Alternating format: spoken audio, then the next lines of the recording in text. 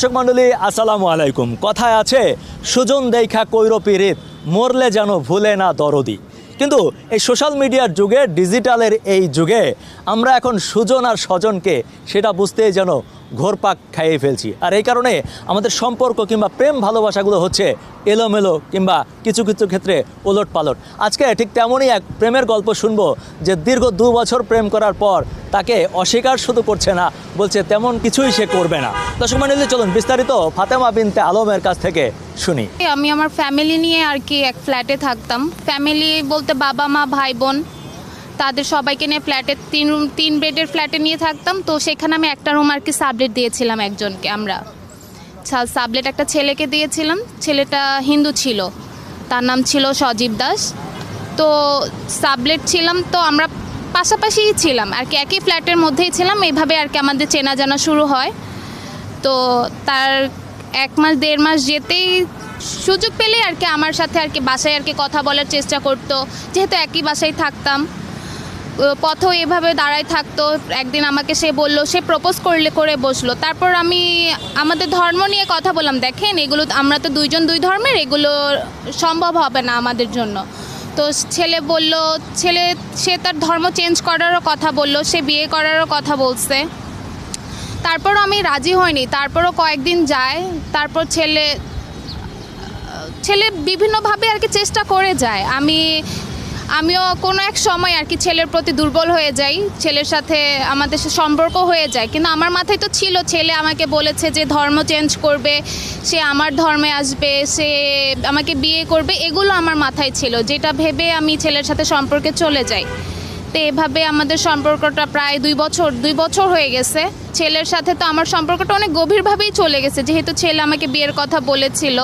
তো ছেলে নতুন যেই বাসায় গিয়েছে সেই বাসায়ও আমার আসা যাওয়া ছিল। ছেলে 3-4 মাস আগে আমি ছেলেকে আর কি বিয়ের জন্য একটু বেশি প্রেশার দিই, তখন ছেলে আমার সাথে আর কি কন্ট্যাক্ট একদমই বন্ধ করে দেয়। তার সাথে আমি আর কি তার অফিসে এসে সে যেহেতু আমার সাথে কন্ট্যাক্ট বন্ধ করে দেয়, তার অফিসে এসে তার সাথে দেখা করার জন্য দাঁড়াই থাকে।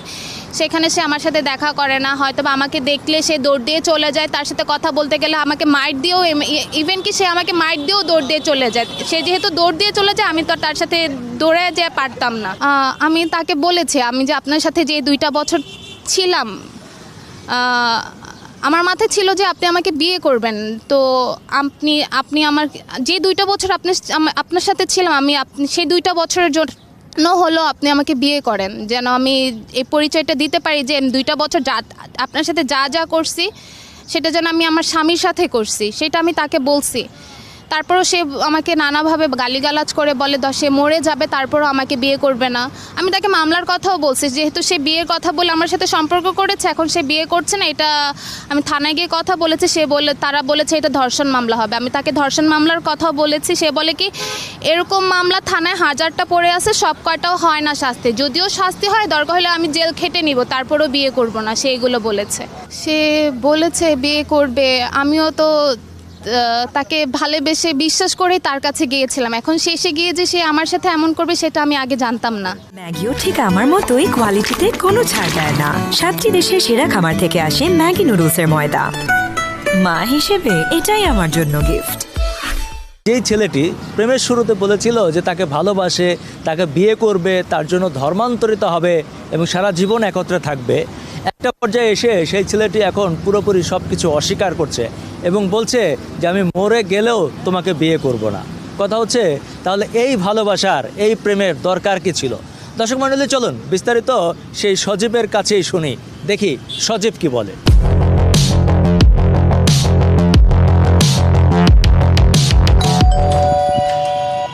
আসি ভিতরে। মেডি ফার্মা অফিস কি এটা?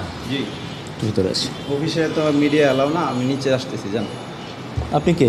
আমি সজীব। আপনি সজীব? জি। আপনি আমাকে একটু আগে স্টুপিড বলেছেন, তাই না? আপনি মোহাম্মদপুর এসে আপনি বলতেছেন যে আমাকে ফোন দেন নাই, তাহলে আপনি স্টুপিড না? জি, আমি স্টুপিড। অফিসে এলাও না ভাই, আমি নিচে যাচ্ছি। অফিসে কর্মকর্তাকে ডাকেন। অফিসে কেউ নাই। আমি নিচে যাচ্ছি। না আপনি আপনার সাথে এখানে কথা বলুন। আপনি ফাতেমা বিনতে আলমকে চিনেন? হ্যাঁ চিনি। তার সাথে আপনার কিসের সম্পর্ক? আমার একটা রিলেশন ছিল। আপনি একটা হিন্দু ছেলে না? হ্যাঁ।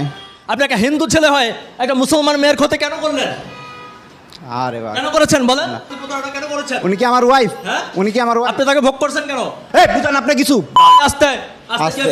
আপনি অবৈধভাবে একটা মেয়ের সাথে থাকছেন, তাকে হ্যারাসমেন্ট করছেন, 2 বছর প্রেমের প্রলোভন দেখিয়েছেন, তাকে ধর্ষণ করেছেন, আপনি তাকে বিয়ে করবেন না কেন? আমি কিছুই করি নাই, আমি কিছুই করি নাই। আপনার 2 বছর তার সাথে প্রেমের সম্পর্ক ছিল কিনা? আমার রিলেশন ছিল, ঠিক আছে। হ্যাঁ। আপনি তাকে ভোগ করছেন না না, শারীরিকভাবে? করি নাই। তার 2 বছর রিলেশন এক বাসার মধ্যে কি করছেন? কই এক বাসার মধ্যে? হ্যাঁ, আপনারা একই বাসায় ছিলেন। আমি আমি আমি 1 বছর ওনার বাসায়, 2 বছর রিলেশন ছিল না। ওনার সাথে 1.5 বছরের রিলেশন ছিল। ওনার সাথে 1.5 বছরের ছিল না। ওনার আমার ওনাদের বাসায় আমি সাবলেট হিসেবে ছিলাম। সাবলেট থাকার 6 মাস পরে ওনার সাথে রিলেশন হয়েছে। তার মানে এই না যে তার সাথে তারপর রিলেশন ব্রেকআপ, বুঝেন না কথা? শেষ, এখানে শেষ। আপনি যে একটা মেয়েকে ভোগ করলেন, এটার আর কোনো ফল নাই। বুক নাই। বুকের কি পাইলেন? এনে বুকের কি পাইছেন? আপনি তার সাথে রিলেশন করলে কি বুক হয়ে যায়? ভোগ হয়ে যায়। রিলেশন করলে বুক হয়ে যায়। সে তো বলেছে, সে তো বলেছে আপনি পৃথিবীর সবাই তাহলে বুক করে। পৃথিবীর সবাই তাহলে বুক করে। আপনি তো এভাবে ভোগ করতে পারেন। বুক করে বুক হয়ে গেলে আপনি তাকে প্রলোভন দিয়েছিলেন না যে তাকে বিয়ে করবেন? কিসের প্রলোভন দেয়াইছি? আপনি বলেন না তাকে বিয়ে করবেন, সংসার করবেন? না না, একটা রিলেশনে গেছি, শেষ। এইটাই তো রিলেশনের। আমি এটা বলেছেন কিনা? রিলেশনে গেছি, এটা বলে তাকে ভোগ করে বলি নাই, বলি নাই। এই আপনাকে সে ভোগ করেছে না? জি জি, যে সম্পর্কে আসার আগে সে এগুলো সব বলেছে, সে বিয়ে করবে, সংসার করবে, এগুলো সব বলেছিল। মানে এটা প্রমাণিত। এই হচ্ছে খারাপ আপনি তাকে ধর্ষণ মেয়ে, করেছেন। খারাপ মেয়ে। সে খারাপ মেয়ে, সে খারাপ মেয়ে, তো আপনি তার কাছে গেলেন কেন? ওই আবার জানলে কেউ যায়? ওনার সাথে আমার সম্পর্ক ছিল না ওই সময়। সম্পর্ক না, এক ধরনের ফ্রেন্ড সিস্টেম ছিল আর কি, যে আমরা হচ্ছে ফ্রেন্ড। ফ্রেন্ড সিস্টেম, নতুন একটা সিস্টেম। এটা ফ্রেন্ড সিস্টেম না। দর্শক মণ্ডলী দেখেন, আমি আজকে একটা নতুন সিস্টেমের নাম শুনলাম, যেটা হচ্ছে ওই ফ্রেন্ড সিস্টেম। ফ্রেন্ড সিস্টেমে এই ব্যক্তি 2 বছর ধরে একটা মেয়েকে ধর্ষণ করেছে, ক্ষতি করার পরে আবার ফ্রেন্ড সিস্টেমে নতুন একটা সিস্টেমের নাম শুনলাম। ফ্রেন্ড সিস্টেম কি জানো ভাই, এটা একটু বলুন। মানে একজন হাজব্যান্ড ওয়াইফ, ধরেন তাহার হাসান মিথিলা, তোর ব্রেকআপ হয়েছে, বিয়ের ডিভোর্স হয়েছে, এখন এরা ফ্রেন্ড হিসেবে আছে। ফ্রেন্ড হিসেবে আসে। কি জন্য ফ্রেন্ডরা মানে কি? মানে যাদের হচ্ছে যোগাযোগটা, এটাই আর কি। হ্যাঁ। দর্শক মণ্ডলী, সোশ্যাল মিডিয়ার বদৌলতে আমরা দিন দিন আধুনিক থেকে আধুনিকতর হচ্ছি। এখানে ফ্রেন্ড, বয়ফ্রেন্ড, আলগা ফ্রেন্ড, আজকে আবার একটা নতুন সিস্টেম শিখলাম, ফ্রেন্ড সিস্টেম। মানে আপনার প্রেমিকা ছিল, তার সাথে তাকে সম্পর্ক করেছেন, ফিজিক্যাল রিলেশন করেছেন, বিয়ের প্রস্তাব মানে বিয়ের কথা বলেছেন, বিয়ে করেননি, আবার ফ্রেন্ড সিস্টেমে চলে আসছেন। দেখেন উনি কত সুন্দরভাবে আমাকে বোঝায় দিলেন। ফ্রেন্ড সিস্টেম না, ফ্রেন্ড কথা বুঝেন তো আপনি? জি, জি, friend। এটিএন বাংলা কি করেন আপনি? ফ্রেন্ড সিস্টেম কি? ফ্রেন্ড বলছি, ফ্রেন্ড সিস্টেম না। মানে এটা আমার দুর্ভাগ্য ভাই, আমি আসলে এটিএন বাংলায় এতদিন চাকরি করে রিপোর্টিং করেও এখনো ফ্রেন্ড আর ফ্রেন্ড সিস্টেম বুঝি না। এটা আমার এটা দুর্ভাগ্য। আপনি না বুঝলে কিছু করার নাই। এটা হচ্ছে আপনার এটা কি আমি পরে আসবো আপনার কাছ থেকে একটু শেখার জন্য? আইসেন।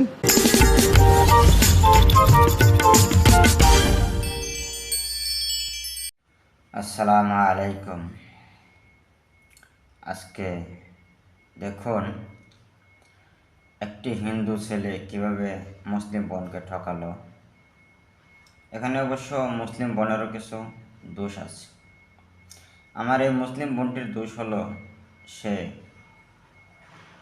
আল্লাহ পাকের হুকুম অমান্য করেছেন, যেখানে বিয়ে বহুবূত, বিয়ে ছাড়া কারোর সাথে সম্পর্ক করা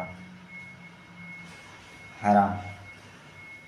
সে জায়গায় এই বোনটি এরপরে একজন হিন্দু ছেলে তাকে প্রতিশ্রুতি দিল, এই হিন্দু ছেলেটি বোনকে প্রতিশ্রুতি দিল যে আমি তোমাকে বিয়ে করব এবং তোমার ধর্মে যাব। কিন্তু বোনটির চিন্তা করা দরকার ছিল, সে আমার ধর্মে আসলে আসুক, আসার পরে বছর 6 মাস যাওয়ার পরে তার সাথে আমি সম্পর্ক করি। যদি বোনটি এই চিন্তা ভাবনা করতো, আল্লাহর হুকুম মানতো, তাহলে তার এই সর্বনাশটা এখন হতো না। এই যে বিয়ের প্রলোভন এবং ধর্মান্তর হওয়ার প্রণবল দেখে 2 বছর একসাথে থাকলো, জেনা যেটা বলে, জেনা বাংলাদেশের আইনে বলা হয় ধর্ষণ।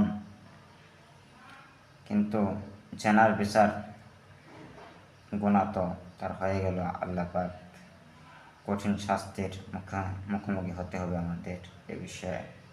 এইসব কারণে তাই বলবো, যে যেখানে আছেন ভাই বোন, এই ধরনের খপ্পরে পড়বেন না। যদি কোনো মুসলিম ভাই কোনো অমুসলিম নারীর সাথে এমন করার চিন্তা ভাবনা করেন, এখান থেকে সাবধান থাকবেন।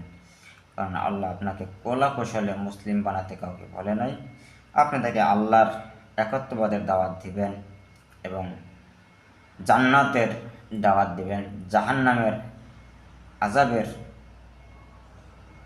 দুঃসংবাদ দিবেন। কোরআনের ভাষায় অবশ্য সুসংবাদ বলা হয়েছে শাস্তির, কিন্তু এগুলি যখন আমরা কাউকে বলবো, জানাবো, তারপরে যদি কেউ প্রমাণিত হয় ইসলাম গ্রহণ করে, সেটা ভালো, তার সাথে সম্পর্ক করা যায়।